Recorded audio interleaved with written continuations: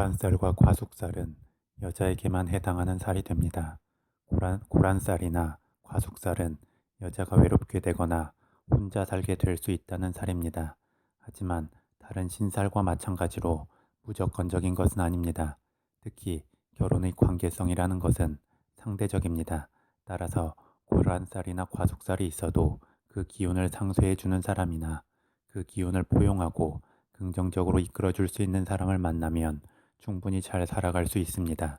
특히 고란살의 경우도 독수공방을 할 수 있는 살이라고 말하지만 그 기운의 작용이 강한 만큼 지금처럼 여성의 권리가 상승하는 시대에서는 사회 속에서 자신의 독립적 능력을 펼쳐낼 수 있기에 결코 부정적이기만 한 것이 아닙니다. 그럼 고란살부터 보겠습니다. 고란살은 일주를 기준으로 봅니다. 일주가 갑인, 을사, 정사, 무신, 신해, 일주의 5가지가 됩니다. 그런데 일주가 이렇게 고란살의 기운이 있다고 무조건 그 느낌이 강하게 발현되는 것은 아닙니다. 적절히 사주의 구조가 균형 잡혀 있고 기운의 순환이 잘 이루어진다면 충분히 안정성을 갖게 됩니다. 다만 일주의 기운이 주변의 기운을 받아서 좀 더 과하게 작용하거나 일주가 충이나 형을 당하면 부정적 느낌이 나타날 수 있습니다. 그런데 이는 비단 남녀의 관계성에서 뿐만 아니라 보편적인 모든 상황에서 문제가 발생할 수 있는 것이기에 굳이 고란살 때문이라고 말하기 힘들기도 합니다. 더불어 5개의 고란살에 해당하는 일주를 보면 일간과 일지가 같은 간여지동의 일주이거나 일지의 식상의 기운을 깔고 있음을 알 수 있습니다. 이는 주체성이 강하고 어떤 틀에 묶이기 싫어하며 자기 주장을 잘 하게 됨을 의미합니다.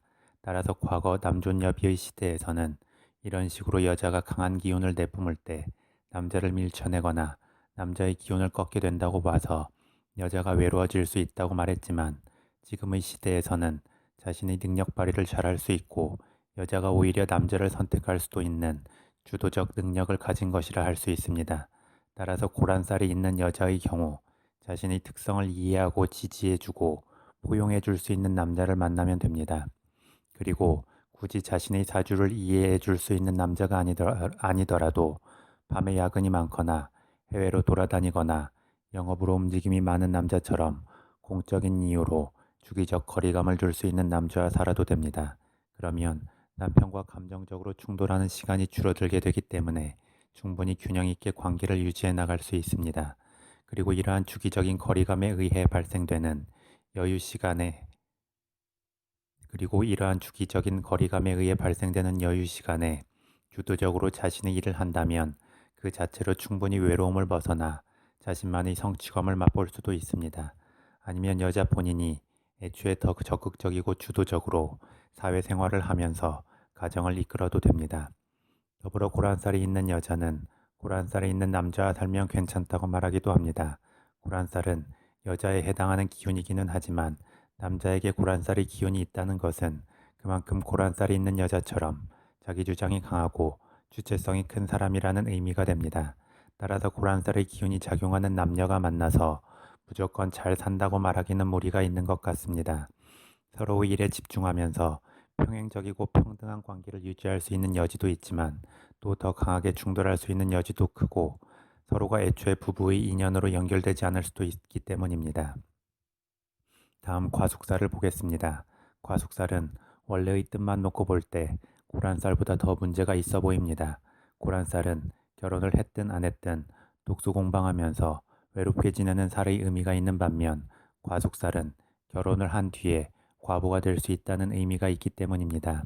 그런데 이러한 본래의 뜻과 상관없이 과숙살이 있다고 무조건 과부가 되거나 남편의 신상에 극단적 문제가 생기는 것은 아닙니다. 다만 마음 상태에서 무언가 침잠하거나 우울감이 올 수 있는 여지가 있습니다. 왜냐하면 과숙살이 성립되는 원리가 그러한 느낌에 해당하기 때문입니다. 더불어 과숙살은 사주왕국의 내재에 있을 수도 있고 운세 흐름에서 들어와서 형성될 수도 있으며 운세 흐름에 의해서 기존 사주왕국에 있던 과숙살의 특성이 더 강해질 수 있습니다. 그럼 과숙살의 성립 요건을 보겠습니다. 과숙살이 처음 생겨났을 때에는 연지를 기준으로 보았습니다. 그런데 지금은 일지를 기준으로 보는 시각도 있고 연지나 일지 모두를 기준으로 보는 시각도 있습니다. 어떤 것을 기준으로 보든 그 작용 원리는 다음과 같습니다. 먼저 기준이 되는 지지의 계절을 확인합니다. 이는 지지 방합을 기준으로 합니다. 그래서 임묘지는 봄, 사오미는 여름, 신유술은 가을, 해자축은 겨울이 됩니다.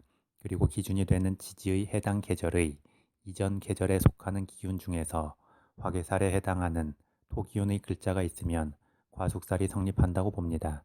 예를 들어 일지나 연지에 임목의 기운이 있으면 이는 봄에 해당하기에 과숙살이 형성되자면 겨울에 속한 기운 중에서 화개살에 해당하는 토기운인 축토가 기준이 되는 지지, 축토가 기준이 되는 지지가 아닌 다른 지지에 있을 때 과숙살이 있다고 말을 합니다. 한 가지 더 예를 들자면 일지나 연지에 술토의 기운이 있으면 이는 가을에 해당하기에 그 이전 계절인 여름에 속한 기운 중에서 화개살에 해당하는 미토가 기준이 되는 지지가 아닌 다른 지지에 있을 때 과숙살이 있다고 말을 합니다. 그래서 이에 대한 성립 요건은 화면의 표를 참고하시면 좀 더 구체적으로 알 수 있습니다.